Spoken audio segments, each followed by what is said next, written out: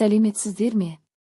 Мен Абылқас Сағынов атындағы Қарағанды техникалық университетінің дене тәрбиесі кафедрасының аға оқытушысы Қуатова Гүлдана Алайдаровна. Менің жаппай онлайн курсыма қош келдіңіздер. Бүгінгі дәрісіміздің тақырыбы арнайы медициналық топ студенттерінің дене дамуын бағалау. Физикалық дамуды бағалау антропометриялық өлшеулердің көмегімен жүзеге асырылады, және оларға қолданылатын индекстер физикалық дамудың деңгейі мен ерекшеліктерін, оның жынысы мен жасына сәйкестік дәрежесін анықтауға, бар ауытқуларды анықтауға, сондай-ақ физикалық жаттығулардың әсерінен физикалық даму динамикасын анықтауға мүмкіндік береді. Антропометриялық өлшеулер жалпы қабылданған әдістеме бойынша тәуліктің бір мезгілінде мезгіл жүргізілуі керек. Физикалық дамуды бағалау антропометриялық деректерді орташа жас жыныстық нормативтік мәндермен салыстыру арқылы жүзеге асырылады. Кесте.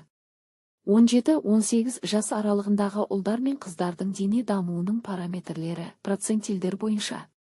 Ұлдар 17 жас. 17-18 жас аралығындағы ұлдар мен қыздардың дене дамуының параметрлері процентилдер бойынша. Ұлдар 17 жас.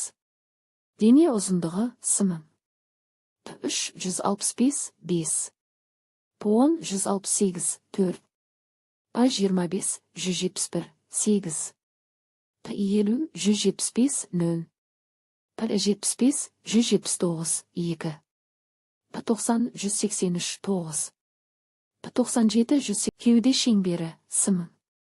3 75 5. Пон 79 5. Па 25 84 1. Па 50 87 5. Па 75 91 0. Па 90 94 1. Па 97 99 5. Динамометрия КГ.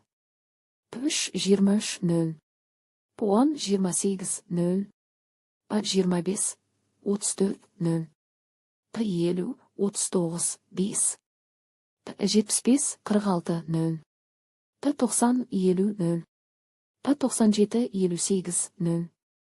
Ұлдар 18 жас. Дене ұзындығы см. 3 163 7. Пон 168 3. Па 25 171 7. Па 50 176 0. Па 75 180 0. Па 90 183 3. Па 97 186 5. Дене салмағы кг. 3 49 5. Пон 53 8. Па 25 57 8. Па 50 63 5. Па 75 76. Па 90 78 0. Па 97 85 0. Кеуде шеңбері см. 3 79 2. Пон 81 7. Па 25 85 2. Па 50 88 9. Па 75 93 2. Па 90 96 2. Па 97 105 1. Динамометрия КГ. 3 27 0. Пон 30 0. Па 25 35 0. Па 50 41 0. Па 75 46 0. Па 90 51 0. Па 97 55 0. Қыздар 17 жас. Дене ұзындығы см. 3 152 1. Пон 156 0. Па 25 159 8. Па 50 163 4. Па 75 167 2. Па 90 176. Па 97 173 9. Дене салмағы кг. 3 42 2. Пон 47 1. Па 25 50 5. Па 50 54 5. Па 75 61 7. Па 90 67 1. Па 97 72 2. Кеуде шеңбері см. 3 75 3.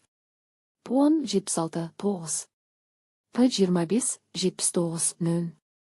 Па 50 81 8. Па 75 85 9. 90, 89, 8. 97, 93, 3. Dinamometriya, K. 3, 14, 0. 10, 17, 0. 25, 19, 0. 50, 22, 0. 75, 25, 0. 90, 28, 5. 97, 32, 0. Kızlar 18 жас. Дене ұзындығы см. 3, 152, 2. 10, 155, 5. 25, 158, 8. 50, 163, 8. 75, 167, 2. 90, 171, 2. 97, 174, 0. Дене салмағы, К. 3, 44, 5. 10, 48, 4. 25, 52, 7.